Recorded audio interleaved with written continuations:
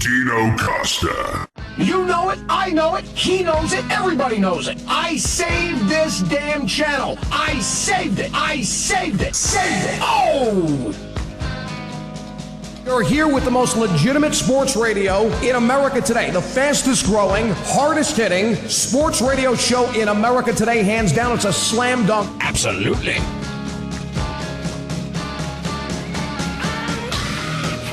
That'd be a great spot. That's right. Oh, baby, here I am, baby.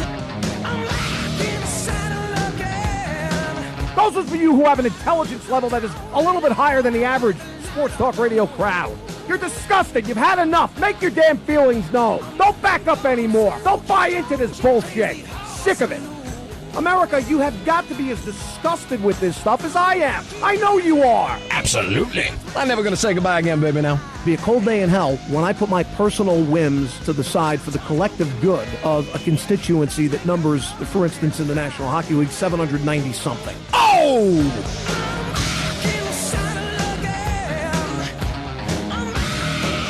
Oh, baby, here I am, baby.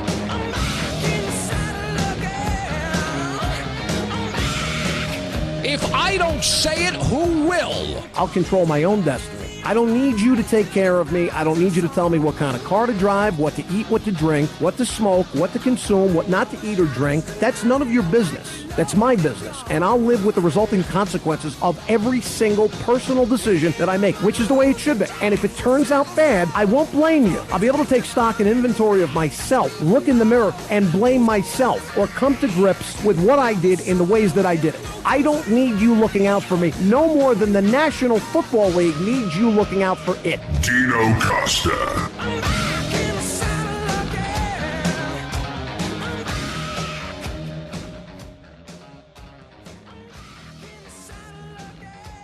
Dino Costa.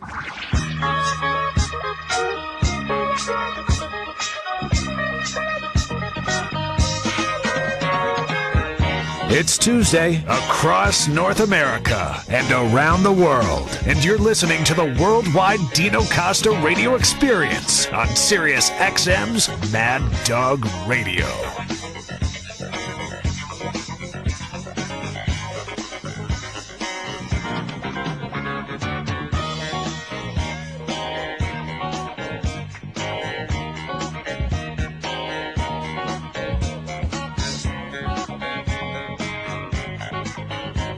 It is a Tuesday, July the 16th, 2013, across North America. Around the world, it is the second of 5 award-winning and blockbuster shows this week. It is the Dino Costa Show here on SiriusXM's Mad Dog Radio. 888 and Mad Dog 6 on the phones. Kaplan is producing until 11 o'clock Eastern Time and 8 o'clock out on the West Coast. The Oakland Stadium situation, which certainly bears watching. A lot of news, a lot of activity coming out of Oakland in the last couple of weeks. You know, ever since the city of San Jose sued Major League Baseball, we have seen more news being disseminated about the potential for Oakland to retain its Major League Baseball and National Football League team. I think we've seen that more in the last couple of weeks than I've seen in the last 3 or 4 years combined, and I read the Oakland Tribune and the San Francisco Chronicle and the Examiner every single day. So I'll get to some of that as we roll it forward on this Tuesday. Also, some thoughts on Dwight Howard, his first few days officially as a Houston Rocket. And I think based upon what I've heard from Dwight Howard at the presser in Houston the other day when he was introduced as no longer Superman, but Rocket Man, Dwight Howard is... Well, he's where I thought he'd be. He's in a good place, man. He's in a really, really good place with the Rockets. This is a marriage that I really like, and I think it's going to benefit both the player and the franchise. And, of course, this is provided that Dwight Howard stays healthy. But I'll get to that as we roll forward. A few other things to get to before we wrap it up here on this Tuesday, and I'll hand it off to, is it the mighty Bill Leckus coming by with Nightcap, Mr. Kaplan? No, tonight it's actually Scott Wetzel. Oh, it's Scott Wetzel. All right, the mighty Bill is probably was he at the All-Star game? Yeah, I think he's out. Yeah. He's at the All-Star game. Yeah, he's having a good time. Right. So Scott Wetzel's coming by. And he's got Nightcap after yours truly, but a long way to go and a lot to do before then. And As you may have heard me say at the close, the tail end of hour number one, I don't know how long it's going to last, but, you know, with what Jason Whitlock is, I'm eating up. I'm buying what Jason Whitlock has been printing the last couple of columns he's done on FoxSports.com, the former longtime voice in the newspaper sports section of the Kansas City Star. You know, I'm not sure that people really understand the effect that music can have on us.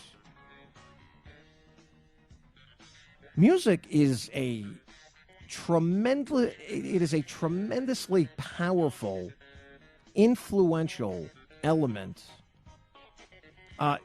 You look at movies, you go to movies, you watch things on television, and you see what music does inside movies, as part of a movie, television commercials, everything. I mean, you just listen to an album or a CD or whatever, and music can really get inside someone. And what it can do is it can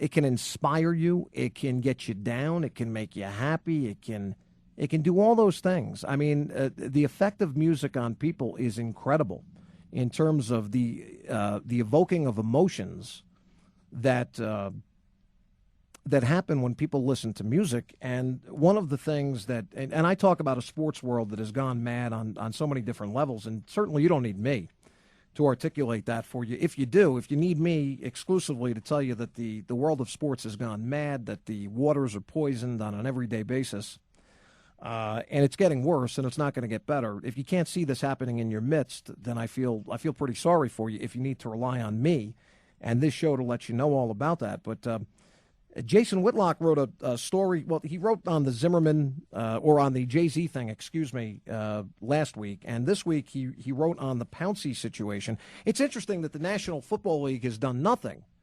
concerning the Victor Cruz assassination thing, terrorism in the National Football League with Victor Cruz and what he said, and the mea culpa that he offered up, and then getting his asshole sucked by the various very friendly Victor Cruz radio hosts and the shows that he went on yesterday, the Dan Patrick Show, the Mike and Mike Show on ESPN, our show that we've got here on NFL Radio with Bob Papa, and who's the other guy with Bob Papa? Randy by the Cross.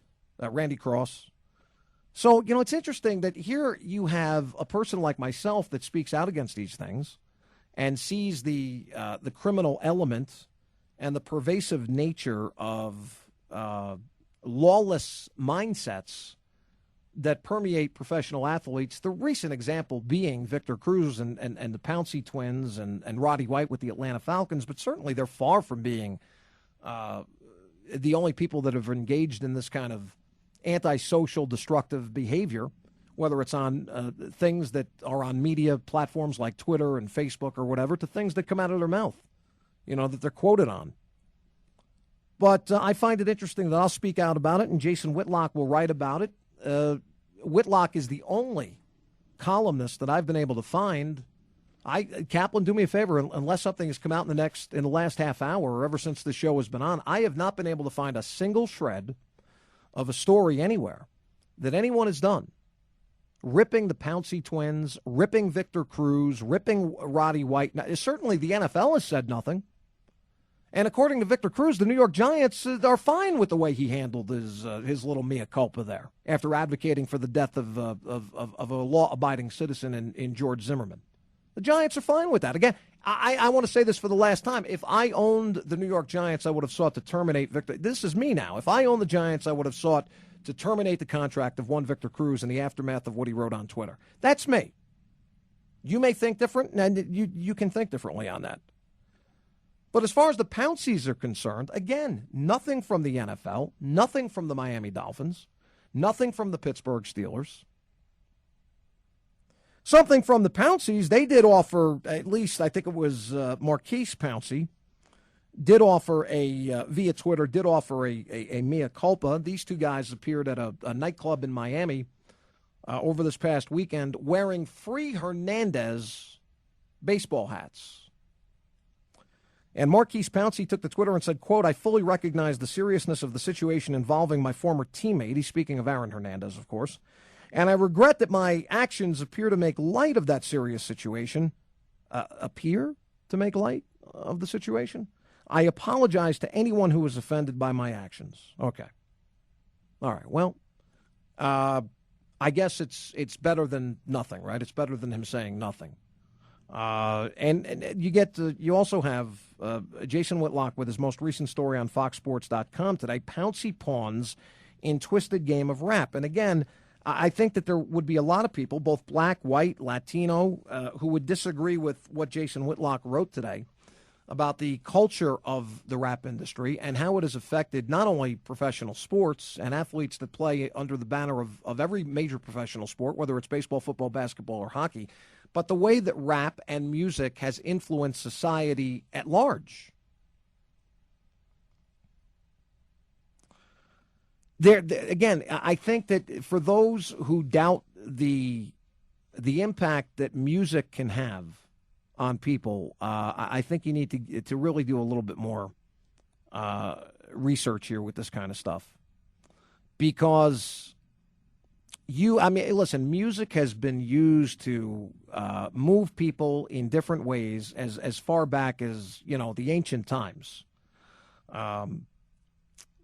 We have auditory systems that are capable of making sense of the sounds and the different kinds of things that we hear from a music standpoint. Music can be a very powerful instrument in moving people, and this is one of the things that Whitlock, in my estimation, courageously tackles in this piece he did today. Just some excerpts from this. He writes that the Pouncies, that while they've supported Hernandez, that if they want to donate to Hernandez's defense fund, financially support Hernandez's child and baby's mama, visit or write Hernandez while he's incarcerated, and provide emotional support to Hernandez's family. These are all things that Jason Whitlock sees no problem with, and something I would see no problem with. Okay, the Pouncies played with Hernandez while they were at Florida playing with Urban Meyer's teams. So you would understand that their concern over a former teammate, so on and so forth. It's much like a loved one or a friend or a confidant or an associate of yours who gets into trouble, who breaks the law. You don't agree with the act. You don't agree with the crime, but certainly you're there to lend whatever support you can in terms of, how you look at the situation. In this instance here, I would have no problem if the Pouncies or anyone else who knows Aaron Hernandez wish him all the very best and want to see him, be able to have his day in court and to defend himself and so on and so forth. But to brazenly be spotted in a club with the both of them wearing Free Hernandez hats, as Whitlock mentions in his column here, he says, how do you think the Pouncies or anyone else would have felt if during the Zimmerman trial, Tom Brady had been spotted somewhere with his wife and had been wearing a Free George Zimmerman hat? How do you think that would have went over? Whitlock writes, hitting a nightclub while wearing mindlessly rebellious Free Hernandez baseball caps is straight from the in-your-face, shock value, prison culture, hip-hop culture playbook. It screams that the Pouncies place no value on Odin Lynn's life. He's just another dead N-word who got his cap peeled by a homie, writes Jason Whitlock. He also writes, sound familiar? Their mentality sounds consistent with the values preached in commercial rap music. And for proof of that, Whitlock says, take a look inside the nightclub. There are the Pouncies. They're decked out, blinged out, and tatted out like oversized rappers themselves. Whitlock goes on to mention that he gives them the benefit of the doubt, the Pouncey boys. He says, I'm sure they're good kids. They're swept up in a culture they don't fully understand and don't fully respect its impact.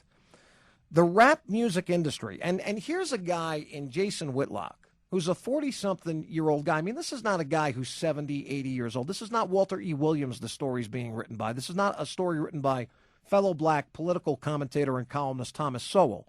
This is Jason Whitlock. This is a guy who's 40-something years old and a guy who's in touch with the generation and the generation before his as well. And yet I applaud him for his courageous stance on this. Here's a guy who is taking on the rap industry, the rap music industry. He's taking it on head on, and he is trying to peel back the eyelids of people to make you see some things that perhaps would just go flying by without Whitlock commenting on this and making you see this perhaps from a different angle and in a different way. And Whitlock is a black guy himself, in case you don't know. And that's why I think it's courageous, and I've got respect for him to take this on in the ways that he is, because he links, I believe, properly so, the impact of rap music, the culture that manifests itself within inside that industry, and how it is manifested outside the studio walls of these recordings from these various rap artists. People are too quick to explain this thing away as creative art in a lot of instances. But as Whitlock writes, and I agree, the rap music industry, the record labels, and the commercial artists preach a message to young black people that express, and by the way, I think Jason misses something here when he writes that the rap music industry, the record labels, and the commercial artists preach a message to young black people. He should be putting in there, instead of young black people exclusively and specifically, it should be that they're preaching this message to young people of all colors, all backgrounds, all ethnicities, all stripes, not just young black people. Expressing, as he writes, the most unethical, intimidating, violent, divisive, and classless behavior, characteristics necessary to survive incarceration, that these, the words, the lyrics, the meaning behind rap music, are success tools in America's free society. I asked Kaplan to look up this name in the top of the hour break, and Andrew, I don't know what you found out about him. This David Nelson, I've never heard of this person. Apparently, he is big in the rap music industry. Who is this person? What did you find out? Well, he started a group called the Last Poets in the 1960s. They were an African-American civil rights group. Okay. Whitlock writes, as the father of rap music, I guess David Nelson is considered by some, including Jason Whitlock, to be the father of rap music. According to this guy, David Nelson, commercial rappers are high-paid collaborators to bait black youth to act like N-words. Again, it's not just to bait the black youths to act like N-words. It's to bait youths all over the place, no matter what their color is, to act like N-words. The Pounceys, Whitlock writes, have only allowed a tiny bit, swallowed only a tiny bit of the bait, but they've swallowed enough to think it's cool and appropriate to support an alleged murderer with tats that trivialize the death of a 27-year-old black man. And here we go. Imagine the offense they might take if they'd stop at the club in December, this past December, and Tom Brady was wearing a Free George Zimmerman hat. Where on earth, before I continue, where on earth are the other columnists around this country? I'll tell you where they are. They're in the same place that Roger Goodell is right now. They're hiding under their collective desks, and they're shitting green bricks, shaking like a leaf, unwilling to confront a situation because of something that I mentioned during the show yesterday and last night, racial manners. Let's face facts. Most of the people in the sports media, hell, most of the people in the media are white people, okay?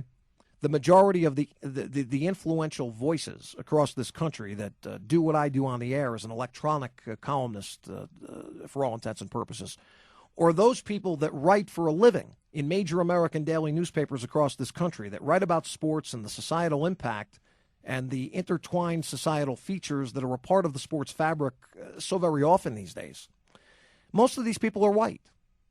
And for them, it is very easy. In fact, it's like shooting fish in a barrel for the racial engineering system to work its way to the point where they're writing about something in which, at least in their mind, is something that they're going to write about where the minority, or the alleged minority in this day and age, is being done dirt. It's easy for them to come up from behind their desks and their cubicles and hop up on top of their computers and bang out a story that really feeds into the frenzy and in the wheelhouse of what the politically correct windage of the day speaks about.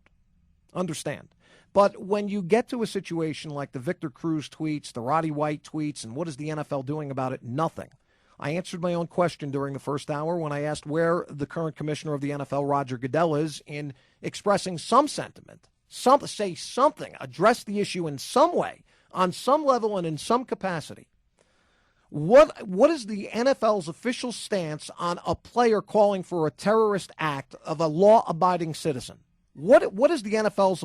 Well, the reason that the NFL won't get involved in this, the reason that Goodell is currently shivering and shaking like a leaf, hiding under his desk, scared shitless out of his mind, won't touch this with a 110-foot pole, if that, is because Goodell knows that in order for him to admonish Victor Cruz is also the engine that will be started of the backlash that will come at Roger Goodell in the NFL for what? For not understanding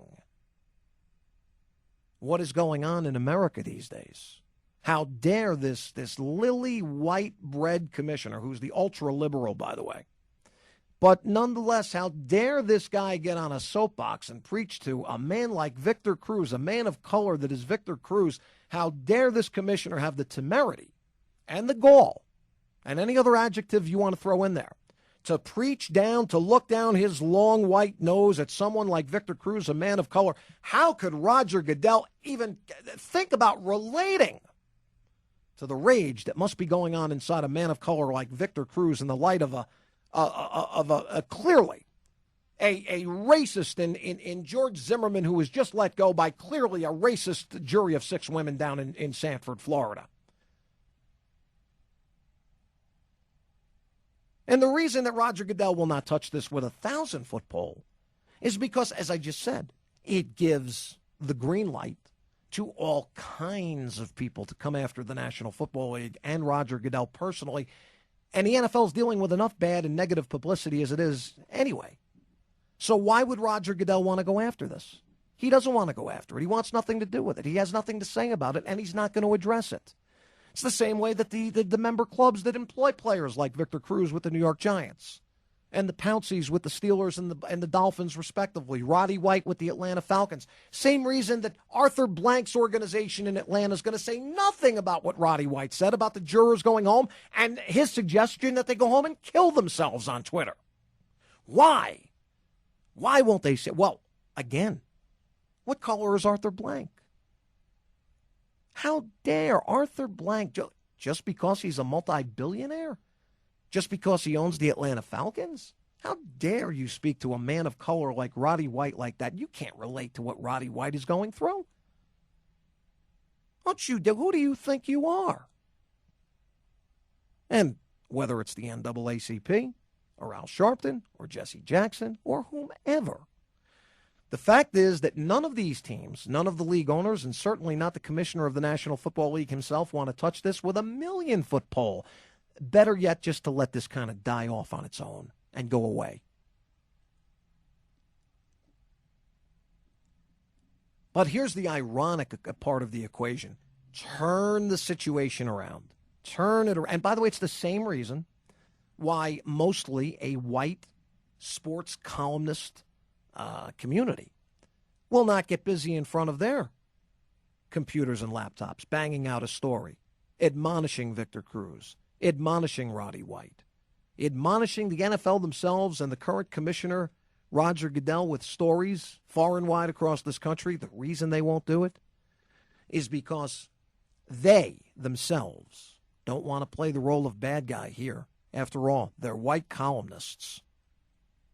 How could they ever relate to what is going on inside the mind of a Victor Cruz, a Roddy White, a Warren Sapp, a Tyrann Mathieu, whomever?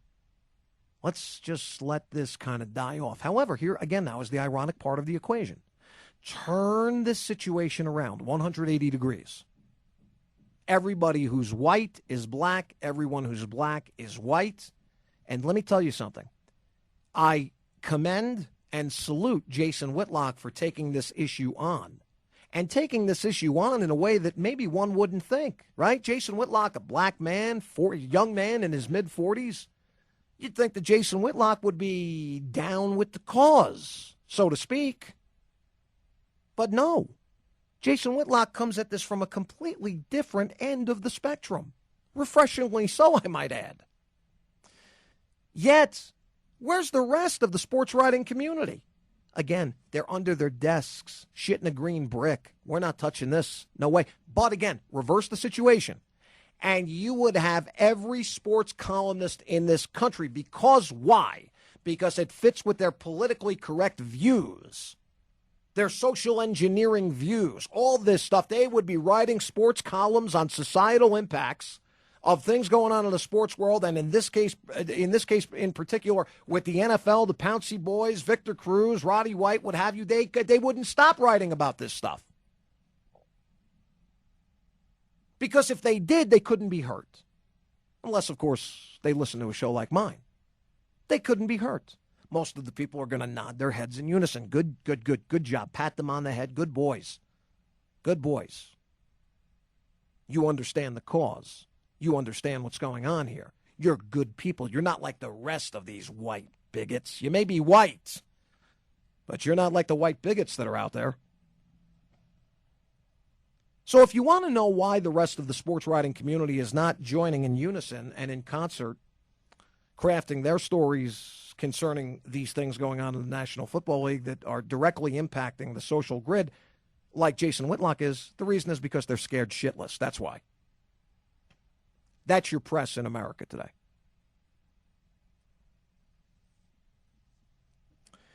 Back to the Whitlock piece. In lieu of the apology from Marquise Pouncey, Whitlock writes, great apology. The Pounceys are just kids. They'll make mistakes, and we shouldn't overreact. I'm not sure everybody would agree with that. No, not the part about them, the great apology, and the Pounceys are just kids, and they're going to make mistakes. Hell, we all make mistakes. We're all flawed. We're all defective. We all say things, do things, act in ways that we wish we hadn't. But the part about we shouldn't overreact.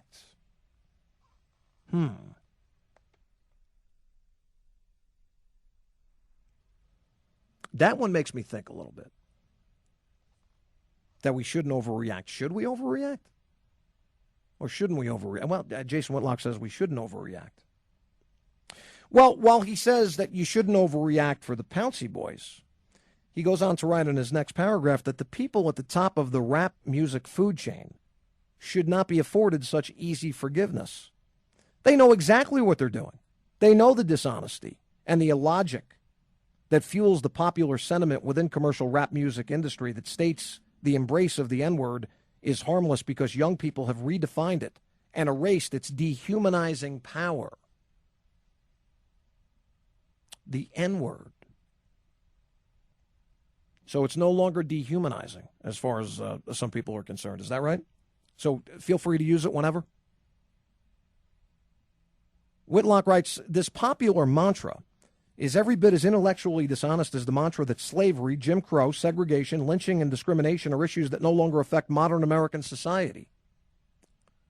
Jay-Z, he writes, and other denigration rappers and comedians love to say they've taken the N-word from bigots and they've transformed it into a word of affection and respect. Would you agree with that? Jason Whitlock doesn't. He says that what I just read is a huge lie. The N-word, he writes, was given to and slapped on black people in America 300 years ago to justify our mistreatment. It was given to define us as less than human so that mentally slave owners would have no trouble treating us as animals. You don't change something built to destroy you into something that uplifts you. I don't think I've read a better line in this story than that one right there. You don't change something built to destroy you into something that uplifts you. He writes it's the equivalent of thinking the slop food fed to slaves can be transformed into raw fruits and vegetables. The N-word, Jason Whitlock writes, is human feces. It's not meant for consumption. Jay-Z and his defenders can saute human waste in butter and garlic for a month, and it's still going to taste like shit and lead to poor health. As long as we keep cooking up and serving the N-word to each other, we're going to remain mentally comfortable hunting and executing each other like animals and throwing on baseball caps that are supporting killers. Congratulations to Jason Whitlock for his honesty, his candid approach, his courage, and his ability to do something that the rest of the sports writers in this country are apparently unwilling to do, unless it fits their own agenda. Whitlock himself has got an agenda. That's obvious to me. And his agenda is this. His agenda is in making many, but most specifically young black people, whether they're in the sports world or out of the sports world, aware of the devastating societal impacts that this kind of an industry with this kind of music can have on people. Now, I'm not saying everybody, and I certainly think, if I can speak for Jason Whitlock here for a second, that Jason Whitlock would not advocate that everybody is affected in the same way by this. But I think that there is a prevalence that can be pointed to when it comes to this stuff. The culture, the world, the words that are spoken, the life, all this stuff. And too many athletes are caught up in this. And this is what Whitlock is basically saying in this story. And the connection between the Free Zimmerman hats that the Pouncey Boys wore at a club and the culture of the musical industry in which he has been so critical of. I agree with Jason Whitlock when he says there's a direct tie-in to this whole thing.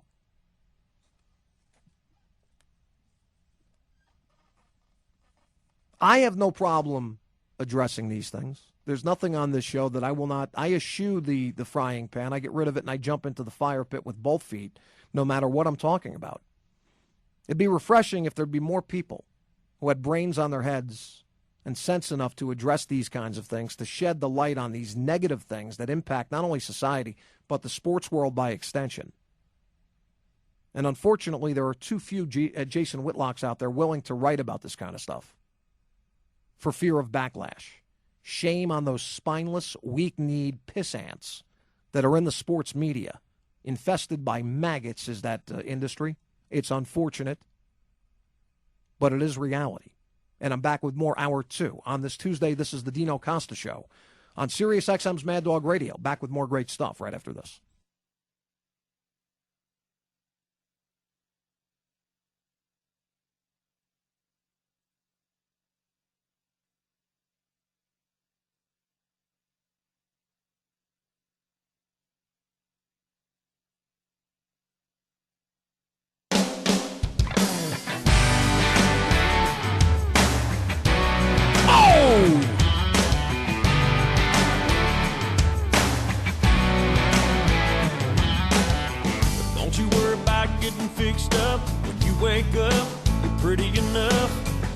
Your window at the cloud of dust. That's my headlights, that's my truck. Come on, baby, don't you keep me waiting. I gotta go, I got a reservation. Tailgate for two underneath the stars. Kiss on your lips when you're in my arms. Whoa, girl, every now and then. Staying abreast of the sports issues and items so that you don't have to. This is the Dino Costa Show on SiriusXM's Mad Dog Radio.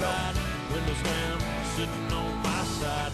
Tick-tock, now we're knocking on midnight. Me and you, girl, running out of moonlight. I wanna hold you till the break of dawn. Hear the crickets sing a riverside love song. Hey, baby, all we got is all night. Come on now, we're running out of moonlight. 18 minutes now to the hour on a Tuesday, hour number 2 of the 4-hour fun ride with you all the way to 11 o'clock on the East Coast, 8 o'clock out west. Scott Wetzel is going to be sitting in for the mighty Bill Lekkus, and he's got nightcap coming up later. 888-MAD-DOG-6, 888-623-3646. Kaplan producing on this Tuesday show. Dwight Howard, some things to say about him in his first few days as a Houston Rocket. That's coming up a little bit later. Also, the Oakland, the Bay Area situation, the East Bay, with the A's and the Raiders looking to stay in Oakland, and what is going to happen with the Golden State Warriors. They're looking to go to the other side of the Bay and go back to San Francisco, where the franchise was originally located when it moved from Philadelphia. But big news coming out of Oakland concerning a new stadium for the A's, a new stadium potentially for the Raiders as well, which would be the smallest stadium capacity-wise in the National Football League. So I want to get to that in a Monty Poole piece in the Oakland Tribune that came out 2 days ago. So I'll reference that. And also Kaplan is telling me that there's a website here which is saying that the return of Keith Olbermann to ESPN is imminent. And this is a Sports Media Watch, Kaplan, I believe it is. Yeah, and they're actually going off a report that Variety had, saying that the return is imminent. Right. According to multiple reports, Keith, now this is interesting because Olbermann was thought to not only burn the bridges from ESPN when he left, he napalmed the entire village. But I think this is a smart move by ESPN.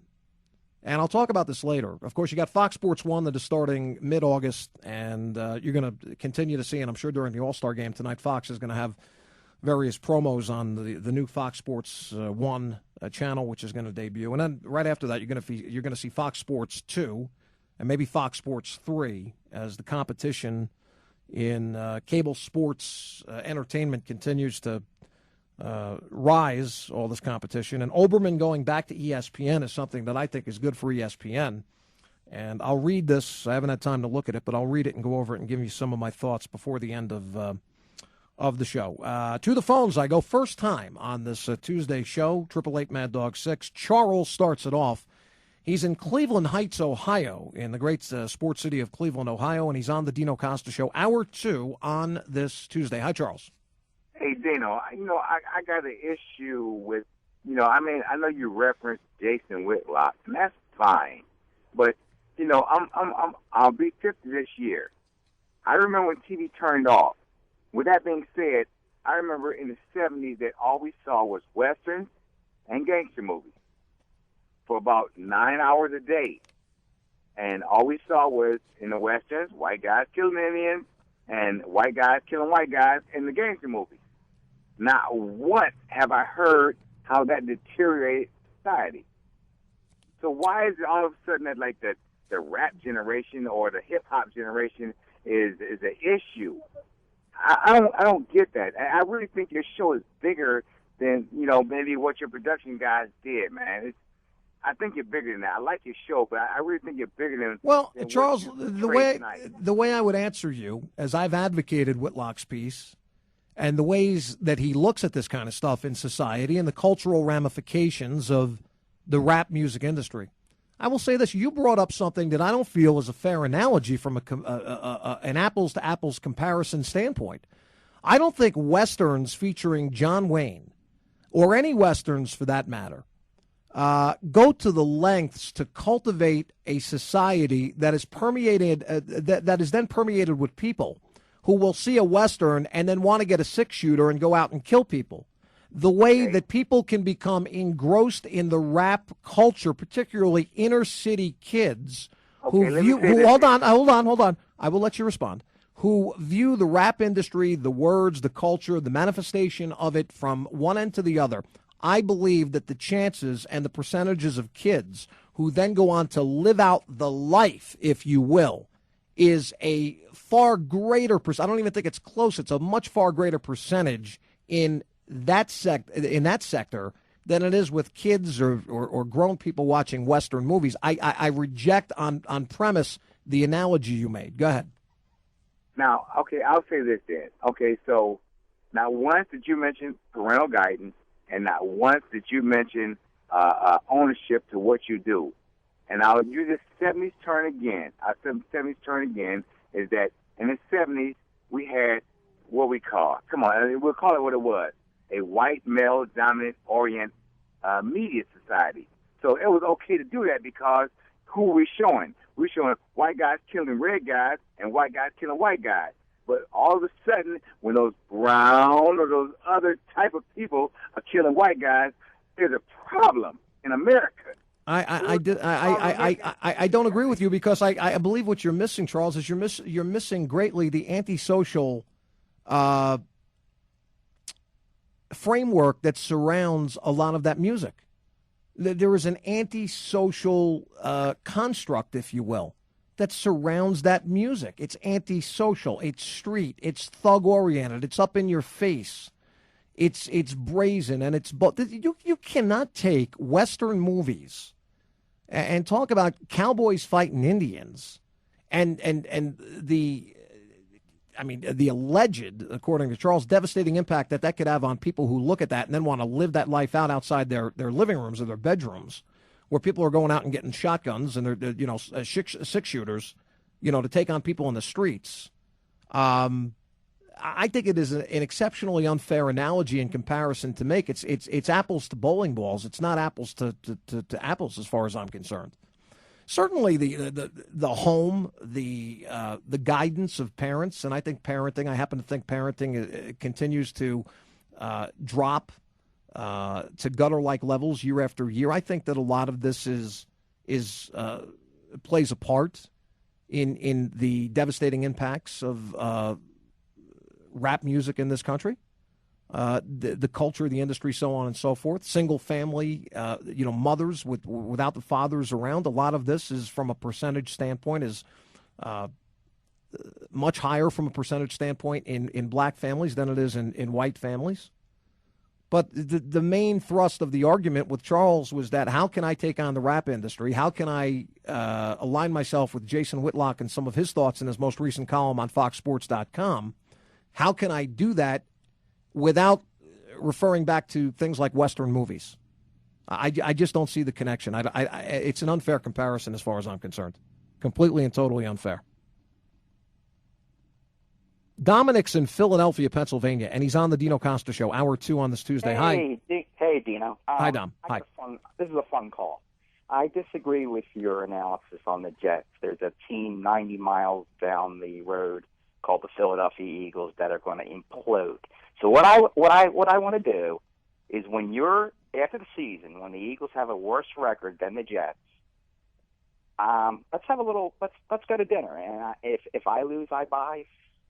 If I win, you buy. Well, I mean, listen, the Eagles are probably not going to have a good season either, but I'm not interested in, wagering. I don't do that kind of stuff. I just think the Jets are headed for a train wreck of a season, and as I said during the first hour, I don't get into predictions. You know that. I don't do that kind of a show, but this was more of a premonition than anything else. I think the Jets are going to have the worst record in the NFL this season, and I think next May, when they move the draft to May 2014 at the Radio City Music Hall in New York, I think that the Jets and the commissioner is going to walk up and he's going to say, with the first pick in the 2014 NFL draft, the New York Jets select, and then it could be one of 5 or 6 different players. So depending upon. But look, you're going to compare something to say that rap music and the rap industry. I mean, you look throughout the years, crimes, murder, the fashion. Now, listen, you want to bring up Western movies? Now, I've got a humongous Western wardrobe. Okay, I got a tremendously voluminous Western wear wardrobe that I have. Okay, when you watch John Wayne pictures, or you watch High Plains Drifter, or you watch any Western movie that's out there, do you then see kids going out and wearing cowboy boots and, chaps and spurs and rowels and cowboy hats? Do you see this? Do you see the prevalence of this? Has there ever been a time in America where Western movies spawned a wardrobe that became so prevalent?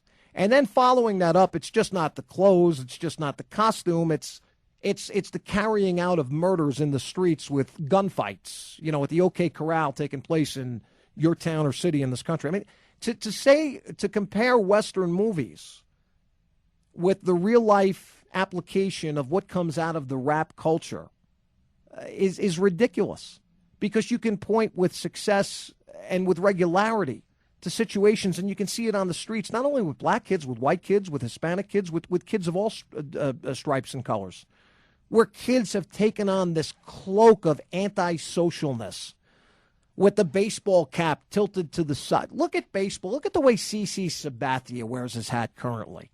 Look at the way Johnny Cueto of the Cincinnati Reds wears his hat. Edinson Volquez of the San Diego Padres. I mean, I'm just naming a few guys that come to the... Why do they wear their hat tilted to the side like that? Why? It's a social statement that comes from where? Comes from the rap industry. Comes from that culture. All right? How many kids do you see on the street? Underwear, showing 3/4 of the way down their ass. All right? Shoelaces untied. Baseball cap on backwards. Bling. Tatted out. Where do you think this shit is coming from? Western movies? Okay, not to mention the antisocial attitude that comes with all of this as well. And if you don't think that there's a sports connection to this, I just named 3 major league pitchers who wear their hats exactly in all the same ways that you see them in rap videos. That is part of the culture. That is part of the whole trappings of the rap music industry. I'm sorry, how many country songs do you hear ball players walking up to home plate with? I mean, certain guys who come from Mississippi, other places in the South, maybe some here and there. What is most of the music that you hear? What is most of the music that you hear accompanied to video on ESPN? Is it rap music? I think it is. Is it country music? I don't think it is. Is it cowboy-oriented stuff or is it rap gangsta stuff? It's rap gangsta stuff. Who's celebrated on ESPN? Snoop Dogg is celebrated on ESPN. Tim McGraw's not celebrated on ESPN. Snoop Dogg is. Come on. Are you going to compare Western-oriented themes to rap music? Come on. Don't insult me. Stop insulting me. Tony's in Los Angeles, California. Hi, Tony. Hey, Dino. I think it's a couple of variances here. I mean, back there's I'm not going to say the same amount of violence, but there was violence back in the 50s and 60s. I'm a 40-year-old man, and I grew up when the rap era exploded and so forth. But, back in the day, gangster movies in the 50s and 60s, people were killing each other. Greasers in the 60s. They were fighting in Staten. Well, wait a second. Hold on. Wait. There's always been a segment of people that have been looking to get into trouble.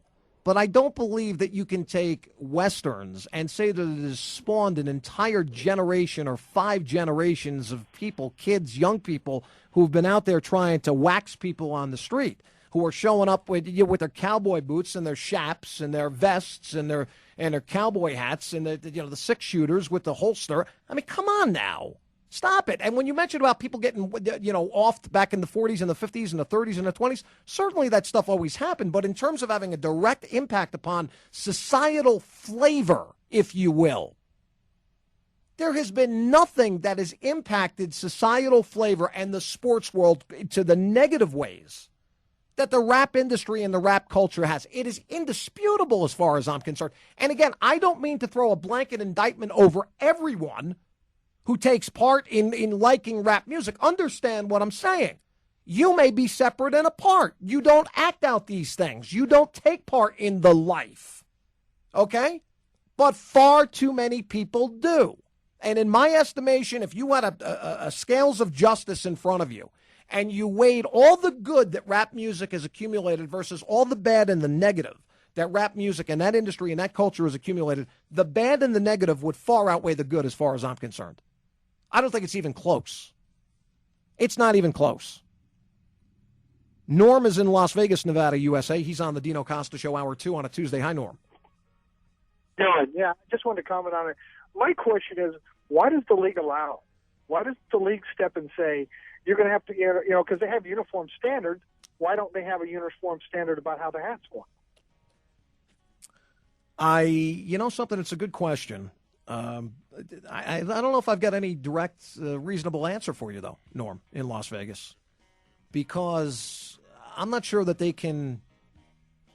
Well, you know something. Listen, they've got uniform police in the National Football League, don't they? Maybe Norm is onto something here. We got all you hear all year long is this one was fined this amount, this one was fined that amount for wearing their uniform in a way that is not representative of the National Football League. Maybe Major League Baseball needs to take that step as well. All right, more of this, the Oakland Bay Stadium situation, Dwight Howard, more of your phone calls, 2 in the books, 2 to go, the Dino Costa Show on a Tuesday.